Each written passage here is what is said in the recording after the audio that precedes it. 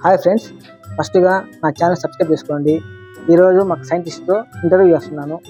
ఇతను ఇలాంటి అతను కాదు, ఒక గొప్ప సైంటిస్టు. చంద్రమండలానికి రేపు వెళ్తున్నాడు. ఇస్రో నుంచి పిలుపు వచ్చింది, త్వరలో వెళ్ళిపోతున్నాడు. అందుకే ఇంటర్వ్యూ చేస్తున్నాను. చూడండి, చాలా బాగుంటుంది. ఓకేనా? Okay okay friend. Okay Sandeep గారు, మీరు అసలుకి సైంటిస్ట్ ఎలా అయ్యారు? కష్టపడి చదివితే ఏమండి. ఏం చదివారు? హైటెక్. అదే సందీప్ సార్. ఇప్పుడు చంద్రమండలం ఉంది. చంద్రమండలంలోకి మనం ఎలా వెళ్తాం చెప్తారా? ఓకే అండి, గుడ్ క్వశ్చన్ అండి. ఇప్పుడు చంద్రమండలానికి మనం వెళ్ళాలంటే మనకు ఫస్ట్ ఆఫ్ ఆల్ రాకెట్ అవసరం. రాకెట్ అవసరం. ఏపీజే అబ్దుల్ కలాం గారి దయ వల్ల మనం చాలా ప్రయోగాలు చేయగలుగుతున్నాం. ఏపీజే అబ్దుల్ కలాం గారు అతను మీకు పరిచయం ఉన్నారా? పరిచయం లేదండి, ఆయన ఇప్పుడు మరి సీనియర్. అంటే మీరు మన రాష్ట్రపతిగా కూడా పనిచేశారు ఆయన మన దేశానికి. చాలా గొప్ప వ్యక్తులు అతను. అంటే ఇప్పుడు మనం మనుషులు ఉన్నాము, అక్కడ చంద్రమండలంలో ఏముంటది, మనం ఎలా వెళ్తాం? చంద్రమండలంలో మన భూమిలాగే అక్కడ కూడా ఐస్ అంటే వాటర్ కూడా ఉందని చెప్పారు. అవునండి, ఇంకా మీరేం తెలుసుకోవాలనుకుంటున్నారు దాని గురించి? అసలుకి మనం చంద్రమండలానికి ఎలా వెళ్తాం? రాకెట్ లో వెళ్తామండి. రాకెట్ నుంచి అవతలకి ఎలా వెళ్తాం? ఓకే, గుడ్ క్వశ్చన్ అండి. ఈ విషయమే చాలా మంది కన్ఫ్యూజన్ లో పడిపోయారు. అంటే చెప్పడానికి నవ్వుచ్చినా కానీ చాలా క్రిటికల్ గా ఉంటుందండి ఇది. ఇప్పుడు చెప్పండి, సింపుల్ గా చెప్తాను చూడండి. ఇప్పుడు మనం ఇంటి కింద ఉన్నాము. ఇప్పుడు ఎక్కడ ఉన్నాము? ఇంటి మిద్ది మీద ఉన్నాం మనం. ఇప్పుడు మనం ఇక్కడికి రావాలంటే ఎట్లా రావాలి? స్టెప్స్ ఎక్కి రావాలి. కానీ అక్కడ స్టెప్స్ ఉండవు కదా. ఉండవు కదా, కరెక్ట్ కదా. అప్పుడు మనం ఇక్కడ హోల్ చేసుకొని పైకి రావాలి. ఇక్కడ హోల్ చేసుకుంటే పైకి వెళ్తాం చేసుకోవచ్చు. ఇప్పుడు మనం కిందికి నుంచి రావాలంటే రాకెట్ వేసుకొని పైన ఇక్కడ హోల్ చేసుకొని ఆ హోల్ ద్వారా మనం పైకి ఎక్కుతామని. అంటే చంద్రమండలం కూడా మీరు హోల్ చేస్తారా? అవునండి, ఆల్రెడీ రోడ్డు మార్గం ఏర్పాటు చేశారు కదా మన సైంటిస్ట్ ఆల్రెడీ. అంటే మీరు ఎప్పుడైనా వెళ్తున్నారా? అంటే నెక్స్ట్ ఎవరు మీకు ఎలా పిలిపించింది? తొందరలో మన గవర్నమెంట్ నన్ను గుర్తించి నాకు ఒక ఛాన్స్ ఇస్తే రాకెట్ ద్వారా నేను కూడా ప్రయాణం చేసి మంచి మంచి ప్రయోగాలు చేస్తాను. ఫస్ట్ మీరు చంద్రమండలం పోయినంటేనే ఏం చేస్తారు అసలు? ఒక్క సెకండ్ అండి, మీరు ఇంకా క్లారిటీగా తెలుసుకోలేదు కదా రాకెట్ నేను ఎలాగ వస్తామని. చెప్పలేదు. ఇప్పుడు కింద మనం రాకెట్ ఆన్ చేస్తే అది వచ్చేదానికి ఎటువంటి ఛాన్స్ ఉండదు. ఇప్పుడు మనం సపోజ్ మనం ఉండే చంద్రమండలమే అనుకుందాము. ఇప్పుడు ఇక్కడ నుంచి ఇట్లా హోల్ ఉంటది, అక్కడ నుంచి హోల్ చేసుకొని బయటకు వస్తే అప్పుడు మనం చంద్రమండలం. ఇది కూడా ఒక భూమి లాంటిది. చంద్రమండలంలో ఒక హోల్ చేసి పెట్టినారు, భూమి నుంచి పైకి పోవడం రోడ్డు మార్గం. అంటే ఇప్పుడు మాకు తెలియదు ఈ విషయం. ఫస్ట్ మీరు మీ ద్వారా ఓకే. అంటే అక్కడికి వెళ్ళిన తర్వాత అసలు మీరు ఏం చేయాలనుకుంటున్నారు? అక్కడికే మంచి పని ప్రయోగాలు చేద్దాం అనుకుంటున్నాను. ఇప్పుడు మనం చంద్రుడి మీదే ఉన్నాము. అక్కడ మనం పండించుకోవాలన్నా, మనుషులు జీవించాలన్నా ఎలా ఏంటి కొంచెం మీరు ఎక్స్ప్లెయిన్ చేస్తారా? ఓకే అండి, ఫస్ట్ ఆఫ్ ఆల్ మనకి ఇక్కడ ఆక్సిజన్ అనేది లేదు చంద్రమండలంలో. ఇప్పుడు మనకి కూడా ఇక్కడ చెట్లు అనేది లేకపోతే ఇక్కడ కూడా ఆక్సిజన్ అనేది ఉండదు. మేము కూడా త్వరలో ప్రయోగం చేస్తాం, చెప్పాను కదా. గవర్నమెంట్ మాకు ఛాన్స్ ఇస్తే ఆ సైంటిస్టుల ద్వారా రేపు పంపించేటప్పుడు నన్ను కూడా పంపిస్తే నేను కూడా మంచి మంచి ప్రయోగాలు చేస్తానండి.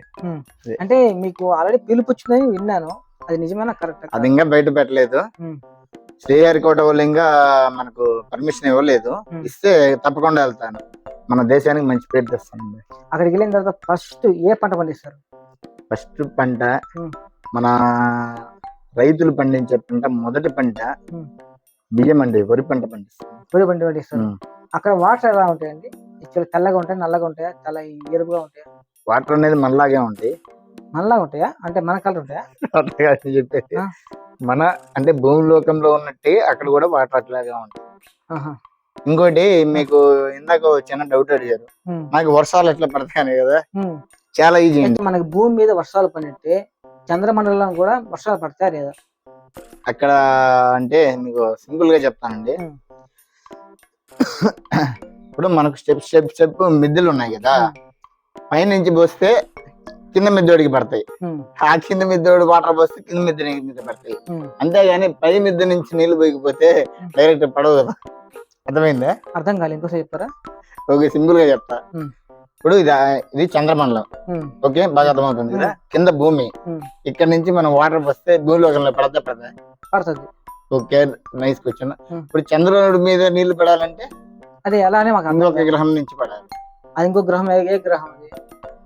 అది ఇంకొకటి ఉందండి. ఉందా? ఓకే, అది పెద్ద అవసరం లేదు, మాకు చంద్రుడి గురించి కావాలి. చంద్రుడిలో మనం ఏం చేస్తాం, మళ్ళీ అలాంటి లీక్స్ మనం బయట పెట్టకూడదు. ఓకే, సీక్రెట్ కదా, సీక్రెట్ మిషన్ అది. ఓకే, అది ఒక సీక్రెట్ గ్రహం అనుకుంటా. అలాగే చంద్రుడి మీద కూడా వర్షం పడుతుందండి. పై నుంచి ఇంకొక గ్రహం నుంచి చంద్రుడి పడుతుంది, చంద్రుడి గ్రహం నుంచి మనకు వర్షం పడుతుందండి. ఓకే, ఇప్పుడు సూర్యుడు ఉన్నాడు, సూర్యుడు చంద్రగ్రహం మీద ఉండడా? చంద్రుడు సూర్యుడు ఆపోజిట్ గా ఉంటారండి. ఆపోజిట్ గా ఉంటారు. ఇప్పుడు మనకు నైట్ వెలుతురు వస్తుంది కదా, ఆ సూర్యుని ఫోక్స్ ద్వారా మనకు ఆ రిఫ్లెక్ట్ అయ్యి మనకు వెలుతురు ద్వారా వస్తుంది. ఆ నైట్ వెన్నెలా అని చూపిస్తుంది కదా. అంటే అసలుకి పన్నే పడదు చంద్రమండలం మీద, అసలు సూర్యకాంతి పన్నే పడదంట. పడుతుంది, పడబట్టే కదా మనకు, కాకపోతే అది నైట్ పడుతుంది, నైట్ టైం పడుతుంది. ఓకే, అంటే మార్నింగ్ వచ్చేసి సూర్యుడు గారు అక్కడ యూఎస్ వెళ్తారు, ఈవినింగ్ కల్లా మళ్ళీ అక్కడి నుంచి రిఫ్లెక్ట్ అయ్యి ఫోక్స్ చంద్రుడి మీద పడి ఆ ఫోక్స్ మనకు వస్తుంది. అది అసలుకి రాకెట్ ఎలా ఉంటుందండి, ఒకసారి మీరు చెప్పగలరా? రాకెట్ గురించి చెప్తానండి, మీరు ఇంకా పూర్తిగా తెలుసుకోలేదు. ఇప్పుడు కొద్ది రోజులు చంద్రుడు ఆగిపోతాడే, దేనిక ఎప్పుడు అనిపించలేదా మీకు? అదే అర్థం కావట్లేదు, చెప్తే తెలుసుకుంటాం, మా ప్రజలకి మా స్టూడెంట్స్ కి చెప్పుకుంటాం. ఇప్పుడు సింపుల్ గా చెప్తానండి. ఇప్పుడు మీరు రన్నింగ్ చేస్తా ఉంటారు, చేస్తానే ఉంటావు, మీ కళ్ళతో వచ్చేదాకా, వాళ్ళతో ఏం చేస్తారు, ఆగిపోతారు. చంద్రుడు కూడా అలాగే అండి, అతనికి ఒక మనసు ఉంటుంది. అది అంటే చంద్రుడికి మనసుకి అలుపు వచ్చి ఆగిపోయినాడు, విశ్రాంతి తీసుకుంటారండి. ఎన్ని రోజుల తర్వాత అండి? మీరు చూస్తుంటారు కదా, ఇప్పుడు కూడా చంద్రుడు లేడు.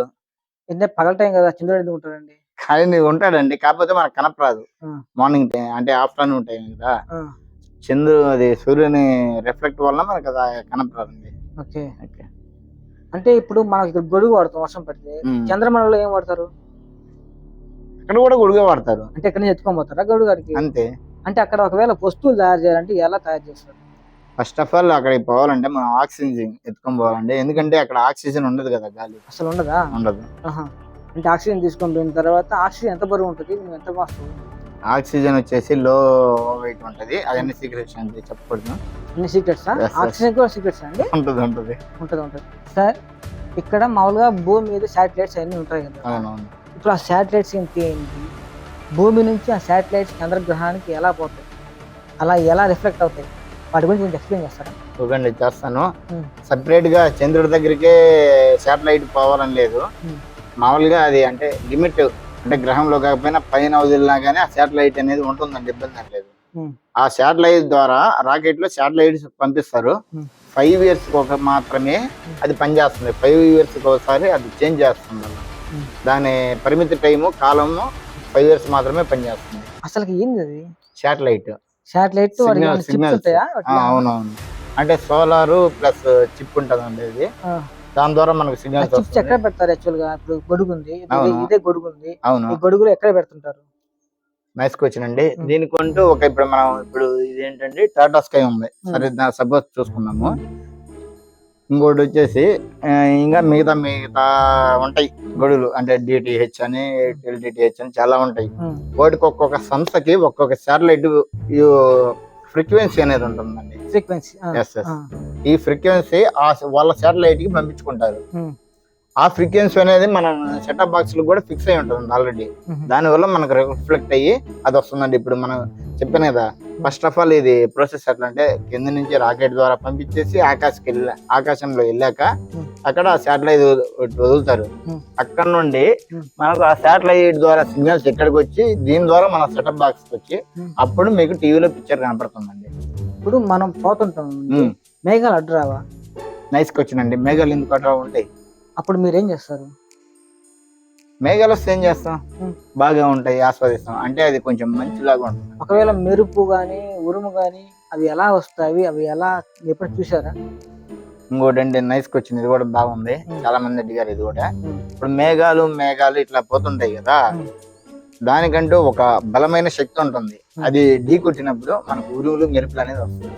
ఓకే, అంటే మెరుపులు వస్తుంది. ఇప్పుడు మీరు చిన్నప్పుడు చదివే ఉంటారండి మీరు, ఇప్పుడు కనికిరాయి అనేది ఉంటది, కనికిరాయి అది తీసుకొని మనం ఇలా వస్తుంటే, అప్పట్లో ఆది మానవులు కూడా దాని ద్వారా నిప్పుండి ఇచ్చేవాళ్ళు, ఉమ్. టప్ టప్ టప్ అనేది.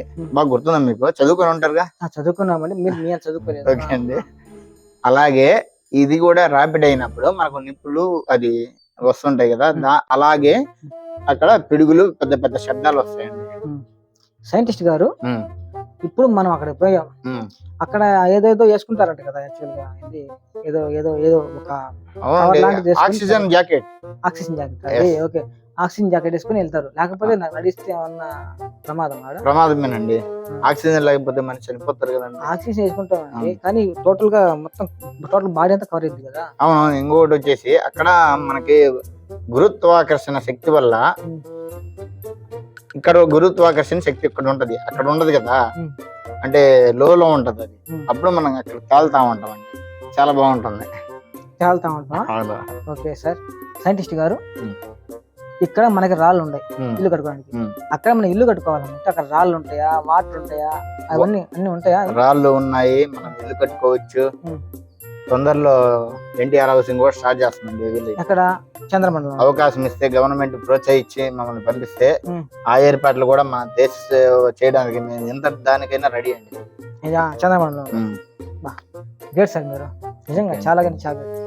మీకు ఇంత తెలివిచ్చి అసలు ఎందుకు ఇలా ఇంకా ఎందుకు అప్రూవల్ రాలేదు?